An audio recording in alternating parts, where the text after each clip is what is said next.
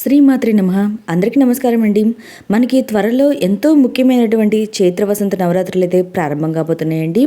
ఈ చైత్ర వసంత నవరాత్రులు 2026 సంవత్సరం మార్చి 19వ తేదీ అనగా గురువారం నుండి అంటే ఉగాది పండుగతో ప్రారంభమయ్యి 2026 సంవత్సరం మార్చి 27వ తేదీ అనగా శ్రీరామనవమితో ముగుస్తుందండి. అయితే ఈ 9 రోజులు అమ్మవారికి పూజ ఎలా చేసుకోవాలి, నైవేద్యం ఏమి సమర్పించాలి, ఇంకా పూజ ఏ సమయంలో ఆచరించాలి, ఒకవేళ నవరాత్రులు 9 రోజులు కుదరకపోతే ఏ రోజులో ఎప్పుడు పూజ చేసుకోవాలి, ఈ నవరాత్రులకు సంబంధించిన అన్ని విషయాలు కూడా ఈ వీడియోలో తెలియజేస్తా అండి. ఈ వీడియోని ఇక్కడ స్కిప్ చేయకుండా చివరి దాకా చూడండి, పూర్తి ఇన్ఫర్మేషన్ అయితే ఉంటుంది. మనకి సంవత్సరంలో వచ్చే 4 నవరాత్రులు చాలా ముఖ్యమైనటువంటివి. చైత్రమాసంలో వచ్చే వసంత నవరాత్రులు, ఇంకా శరన్నవరాత్రులు అండి. ఇప్పుడు మనకి చైత్ర వసంత నవరాత్రులు అయితే రాబోతున్నాయి. ఈ నవరాత్రులు మార్చి 19వ తేదీ ఉగాదితో ప్రారంభమయ్యి మార్చి 27 శ్రీరామనవమితో ముగుస్తుంది. వీటిని లలితాదేవి నవరాత్రులు అని కూడా అంటారండి. ఇంకా వీటిని గర్భ నవరాత్రులు అని కూడా అంటారండి. ఎందుకంటే ఆ రామయ్య తండ్రి ఆ తల్లి గర్భంలో ఉన్న లాస్ట్ 9 రోజుల్ని మనం గర్భ నవరాత్రులను పిలుస్తామండి. ఈరోజు మనం ఈ నవరాత్రులు మనం శ్రీరాములైనా పూజించుకోవచ్చు, లేదా లలితాదేవిని అయితే పూజించుకోవచ్చు అండి. ఒకవేళ మీ దగ్గర లలితాదేవి అమ్మవారి ఫోటో లేకపోతే మనం సరస్వతి అమ్మవారి ఫోటో అయినా పెట్టుకోవచ్చు, లేదా లక్ష్మీ అమ్మవారి ఫోటో అయినా పెట్టుకోవచ్చు అండి, లేదా దుర్గా అమ్మవారి ఫోటో అయినా పెట్టుకొని మనం ఈ పూజ అయితే చేసుకోవచ్చు. నేను ఇక్కడ తేలికగా కలశం అఖండ దీపం పెట్టుకోకుండా ఈ అమ్మవారికి ఈ 9 రోజులు పూజ ఎలా చేసుకోవాలో నేను ఈ వీడియోలో తెలియజేస్తాను అండి. మీకు ఒకవేళ కలశం ఆనవాయితీ ఉండి అఖండ దీపం పెట్టుకునే ఆనవాయితీ ఉంటే పెట్టుకొని పూజ చేసుకోవచ్చు అండి. కానీ కలశం అఖండ దీపం పెట్టుకోవడానికి ఆనవాయితీ అవసరం లేదండి. మనం నిష్టగా అమ్మవారికి పూజ చేసుకోవాలి అనుకుంటే వీటిని అయితే పెట్టుకొని పూజ చేసుకోవచ్చు. మాకు అలా కుదరదు అనుకునే వాళ్ళు మనం నార్మల్గా పూజ ఎలా చేసుకుంటామో అలాగైతే అమ్మవారికి 9 రోజులు పూజ చేసుకోవచ్చండి. ఇది పూజా మందిరంలో అయినా ఈ పూజ అయితే చేసుకోవచ్చు, లేదా సపరేట్గా పీఠం ఏర్పాటు చేసుకొని అయినా ఈ పూజ అయితే చేసుకోవచ్చండి. నేను ఇక్కడ సపరేట్గా పీఠం ఏర్పాటు చేసుకొని కలశం అఖండ దీపం లేకుండా నార్మల్గా నేనైతే అమ్మవారికి పూజ అయితే చేసుకుంటున్నాను అండి. ఒకవేళ ఎవరైతే కలశం అఖండ దీపం పెట్టుకొని పూజ చేసుకుంటున్నారో వాళ్ళైతే కొన్ని నియమాలు అయితే పాటించాలండి. వాళ్ళు నేల మీద పడుకోవాలి, ఇంకా బ్రహ్మచర్యం పాటించాలి. బ్రహ్మచర్యం అనేది ఈ నవరాత్రులు 9 రోజులు పూజ చేసుకునే వాళ్ళు పాటించాలి. ఇంకా మాంసాహారం అయితే తినకూడదండి. ఎవరితో గొడవలు అనేది పడకూడదు.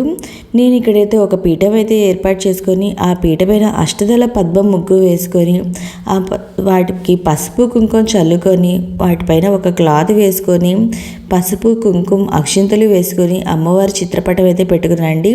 మీ దగ్గర అమ్మవారి విగ్రహం ఉన్నా అదైనా పెట్టుకొని చేసుకోవచ్చండి, లేదా అమ్మవారి చిత్రపటం ఉన్నా అదైనా పెట్టుకొని చేసుకోవచ్చు. మనం ముందుగా అమ్మవారికి చక్కగా పూలతో అలంకరణ అయితే చేసుకోవాలి. ఈ పూజ ఏ సమయంలో చేసుకోవాలి అనే సందేహం అయితే ఉంటుందండి. కుదిరితే మీరు ఉదయాన్నే బ్రహ్మ ముహూర్తంలో పూజ చేసుకోండి. ఒకవేళ కుదరదు అనుకునే వాళ్ళు ఉదయం పూటైనా పూజ చేసుకోండి. ఏదో ఒక సమయంలో పర్టికులర్గా ఒక టైం అనేది పెట్టుకొని, అంటే ఈ 9 రోజులు కరెక్ట్గా ఆ టైంకే ఈ పూజ అయితే చేసుకోండి. కుదిరితే అమ్మవారికి ఉదయం సాయంత్రం 2 పూటల పూజ అయితే చేసుకోండి. లేదు కుదరదు మాకు జాబ్కి వెళ్తాము అనుకునే వాళ్ళైతే ఉదయం అయినా పూజ చేసుకొని, లేదా సాయంత్రం అయినా అమ్మవారికి పూజ అయితే చేసుకోవచ్చు. నేను ఇక్కడ కామాక్షి అమ్మవారి దీపం కూడా పెట్టుకుంటున్నాను అండి పూజలో.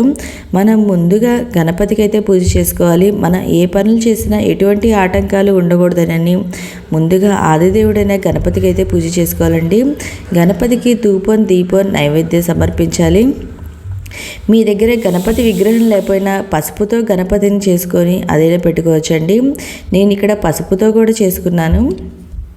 ఈ 9 రోజులు అమ్మవారికి ప్రసాదంగా పాయసాన్ని, కట్టు పొంగలి, బెల్లం పాయసం, దద్దోజనం, పోపు పొంగలి, పులిహార ఇలాంటివన్నీ ఈ 9 రోజులు ఒక్కొక్క రోజు ఒక్కొక్క రకంగా అమ్మవారికి నైవేద్యం అయితే సమర్పించాలండి. ఎవరైతే కలశం అఖండ దీపం పెట్టాలనుకుంటున్నారో వాళ్ళు మార్చి 19వ తేదీన అనగా ఉగాది పండుగ రోజున ఉదయం 6:52 నుండి 10:10 లోపు అయితే పెట్టుకోవచ్చండి. ఇవన్నీ మనం ఉగాది పండుగతో ప్రారంభించాలండి. ఈ ఉగాది రోజునే మనం కలశం అఖండ దీపం అనేది పెట్టుకోవాలి. ఒకవేళ ఆ సమయం కుదరని వాళ్ళు ఉదయం 9:01 నుండి 12 లోపు అయితే పెట్టుకోవాలి. సాయంత్రం పూజ సమయం వచ్చి 6:07 నుండి 7:43 అండి. ఇలా మనం ఒక ఖచ్చితమైన టైం అనేది పెట్టుకొని ఆ అమ్మవారికి మనం పూజ అయితే చేసుకుంటే చాలా మంచిదండి. ఆ లలితాదేవిని పూజ అనేది చేసుకుంటే మనకున్న అన్ని ఇబ్బందులు సిరి సంపదలు కలుగుతాయండి. ఇంకా ఈ 9 రోజులు అమ్మవారికి పూజ చేసుకుంటా అమ్మవారికి జపించవలసిందంటే ఖడ్గమాల, అమ్మవారి లలిత సహస్రనామం, లలిత అష్టోత్తరము ఇవైతే పఠించాలండి. ఒకవేళ ఇవేమీ చదువుకోలేము అనుకునే వాళ్ళు ఓం శ్రీ మాత్రే నమః అనుకున్నా చాలండి. మనం ఈ 9 రోజులు నిష్టగా అమ్మవారికి ఎవరైతే పూజ చేసుకుంటారో వాళ్ళు ఖచ్చితంగా బ్రహ్మచర్యం అయితే పాటించాలండి. ఇంకా మాంసాహారం అనేది తినకూడదు. ఇంకా నేల మీదే పడుకోవాలండి. ఈ చైత్ర వసంత నవరాత్రుల పూజ అనేది ఎవరైనా చేసుకోవచ్చు. ఒకవేళ మీకు మధ్యలో ఏమైనా అడ్డంకు వస్తే ఈ నవరాత్రులు పూజ చేయడానికి ఆ రోజు వదిలేసి మిగిలిన రోజులైతే పూజ చేసుకోవచ్చండి. ఒకవేళ 9 రోజులు మొత్తం మేము ఈ పూజ చేయలేము అనుకునే వాళ్ళు లాస్ట్ 6 రోజులైనా లేదా లాస్ట్ 3 రోజులైనా ఈ పూజ అయితే చేసుకోండి. లాస్ట్ 3 రోజులు చాలా విశేషమైనటువంటివి. ఇంకా నేను ఇక్కడ అమ్మవారి దగ్గర పసుపు కుంకుమ కూడా పెట్టుకున్నా అండి. ఇంకా నా దగ్గర పసుపు కొమ్ములు ఉంటే ఆ పసుపు కొమ్ములతో పూజ చేసుకుంటా లలిత అష్టోత్తరం అయితే చదువుకున్నాను. ఇంకా ఈ రోజున లలిత సహస్రనామం చదువుకోండి, ఖడ్గమాల పారాయణం చేయండి. ఇంకా ఏమి కుదరకపోతే రోజంతా ఓం శ్రీ మాత్రే నమః అనుకుంటా ఆ తల్లిని అయితే ధ్యానం అయితే చేసుకోండి. ఈ విధంగా నేను అమ్మవారికి అయితే తేలికగా పూజ అయితే చేసుకుంటున్నాను అండి. ఈ వసంత నవరాత్రులు 9 రోజులు మన లాస్ట్ రోజు 9వ రోజు అమ్మవారికి అయితే చీర అనేది సమర్పించి తాంబూలం అనేది సమర్పించి మనం ఉద్వాసన అనేది పలకాలండి ఆ రోజు. ఇంకా ఈ 9 రోజులు కుదిరితే అమ్మవారికి కుంకుమార్చన అయితే చేసుకోండి. కుంకుమార్చన చేసుకుంటే చాలా మంచిదండి. మనకి అతి శీఘ్రంగా అమ్మవారి ఫలితం అయితే ఇస్తారు. మనం ఖచ్చితంగా ఇంకోటి చేయాల్సిన పని ఏంటంటే ఈ 9 రోజులు లలిత సహస్రనామం అనేది తప్పకుండా పారాయణం అయితే చేయాలండి. ఎందుకంటే మీరు పూజ చేసుకోవడం కుదిరినా కుదరపోయినా ఈ లలిత సహస్రనామం మనం ప్రతిరోజు పారాయణ చేస్తే చాలా మంచిదండి. మనకున్న అన్ని ఇబ్బందులు పోతాయి, ఆర్థిక ఇబ్బందులు తొలగిపోతాయి. ఆ అమ్మవారి కరుణా కటాక్షాలు మన మీదైతే ఉంటాయండి. మీరు ఒకవేళ అమ్మవారికి రోజు ఒక రకం నైవేద్యం సమర్పించలేకపోయినా అమ్మవారికి మనస్ఫూర్తిగా చిన్న బెల్లం ముక్క కానివ్వండి, మీ దగ్గర ఉన్న ఫ్రూట్స్ ఏదో ఒకటి కానివ్వండి నైవేద్యం అయితే సమర్పించవచ్చండి. మనం అమ్మవారికి మనస్ఫూర్తిగా భక్తితో పూజ అయితే చేసుకోవాలండి, నియమనిష్టలతో. అంతేకానివ్వండి హంగామా కూడా చేసుకోవాలని ఏం లేదండి.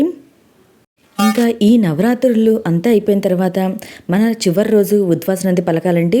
ఈ చివరి రోజు మనకి శ్రీరామనవమి శుక్రవారం రోజు అయితే వచ్చిందండి. శుక్రవారం రోజున ఉద్వాసన పలకం కాబట్టి మనం తర్వాత రోజు 28వ తేదీన ఉద్వాసన అనేది పలకాలండి. ఇంకా ఈ 9 రోజులు కూడా మాంసాహారం అనేది తినకూడదు, బ్రహ్మచర్యం అనేది పాటించాలి. మీకు ఈ వీడియో నచ్చినట్లయితే లైక్ చేయండి, మీ ఫ్రెండ్స్ అండ్ ఫ్యామిలీ మెంబర్కి షేర్ చేయండి. ఓకే అండి, థ్యాంక్ యూ ఫర్ వాచింగ్.